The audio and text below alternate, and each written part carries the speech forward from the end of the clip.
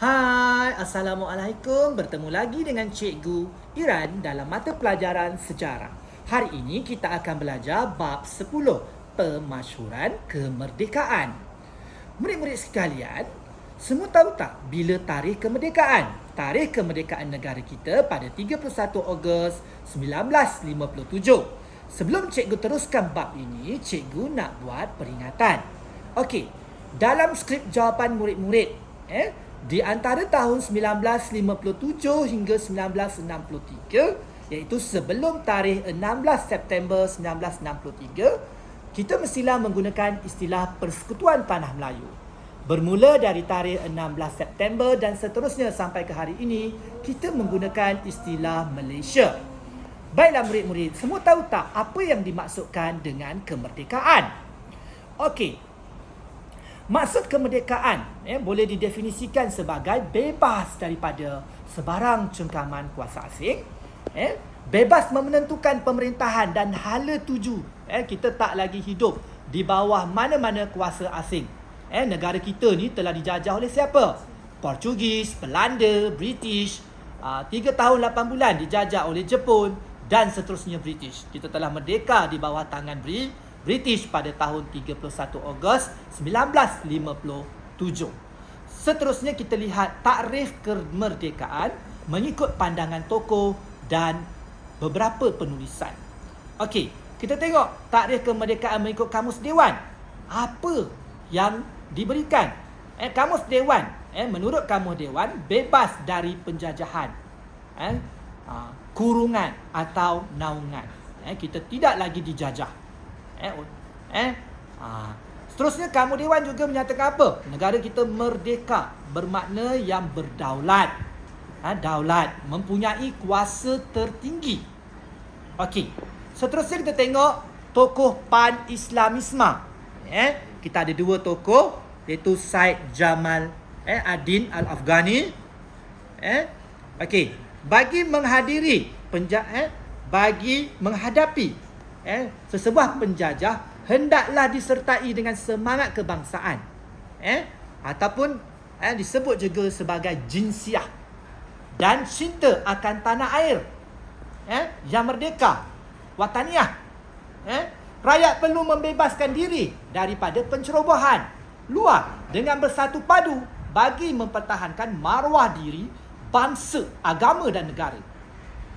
Tokoh seterusnya, tokoh Pan-Islamisme yang seterusnya ialah, ejaan dia Rashidi, Rashidi, Rida, Rida, antara tokoh Pan-Islamisme. Menurut beliau, kalau kita lihat, kemerdekaan itu bermaksud apa? Kedaulatan, dan kekuatan sesebuah negara membebaskan diri daripada penjajahan barat. Itu menurut Rida. Jadi kedaulatan sebuah negara, kalau kita lihat, negara adalah dengan menghidupkan sistem khalifah dan menghapuskan ikatan perkauman. Bukan lagi hidup dalam perkauman lagi. Kita tak asabiah lah. Kita tak duduk dalam kelompok kita je. Okey. Seterusnya kita tengok tokoh seterusnya, iaitu tokoh perjuang kemerdekaan India. Siapa kelas? Mahatma Gandhi. Pembebasan rakyat India daripada belenggu ke miskinan, dan penindasan kasta. Dia kata tak bolehlah berlaku penindasan kasta atau darjat. Okey. Kemerdekaan ni perlu merangkumi politik, ekonomi dan moral.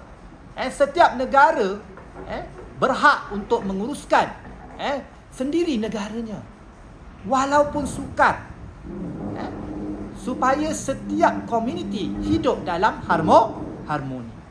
Okey, kita tengok tarikh tokoh pejuang tersebut. Seterusnya, tokoh pejuang kemanusiaan. Siapa kelas di Afrika? Nelson Rohila Mandela. Okey, rakyat Afrika ni dari penindasan. Dasar apa? dasar apartheid di Afrika Selatan. Yang membebaskan daripada itu adalah Nelson Rolihlahla Mandela.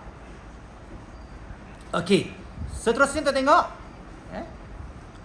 Bukan hanya satu pertempuran untuk melawan satu kumpulan atau warna kulit, tetapi satu pertempuran terhadap sesebuah sistem yang menindas.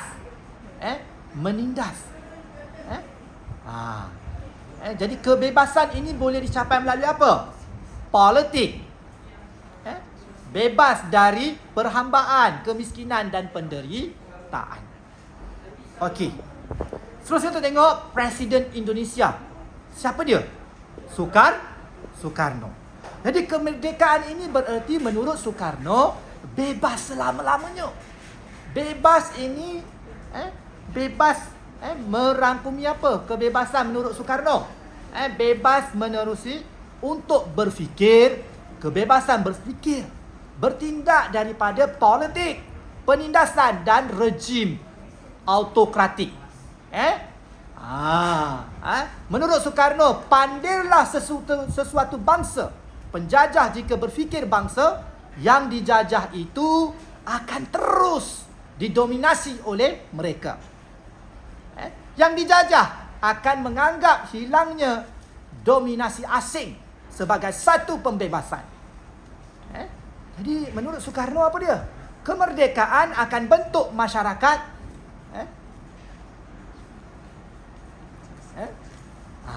kemerdekaan akan membentuk masyarakat yang demokratik tanpa kelas dan kasta.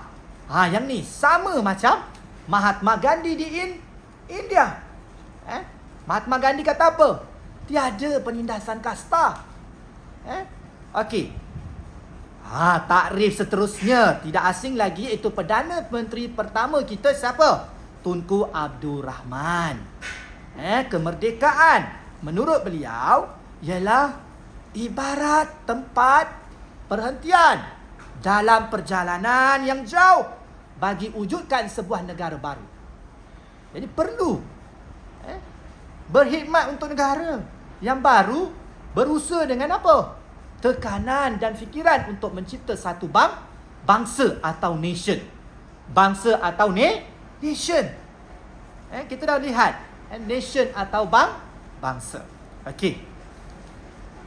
Begitulah kalau kita lihat antara definisi yang diberikan tentang apa? Takrif kemerdekaan. Okey? Selamat menonton. Terus setia bersama cikgu. Selamat maju jaya. Sekian, terima kasih.